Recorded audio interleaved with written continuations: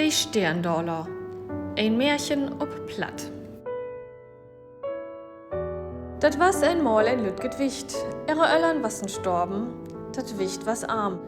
Et ha keine Schlorb und eigentlich nur de Sorgen, die sie an Lief drö. Ein Lütget Stück Brot, was noch als wat sie ha. Dat Wicht was fromm. Vertrauen ob Gott mög sei sich ob'n Weg in de Welt.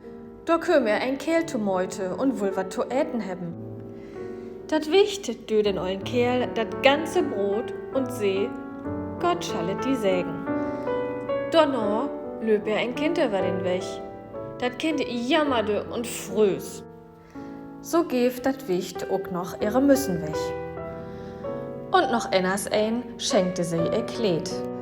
Und als sie nu gar nichts mehr ha, füllen mitten in der Nacht mit'n Maul Sterne as Dollars von Himmel. Nu was dat Wicht riek, bit an ihr Lebensende.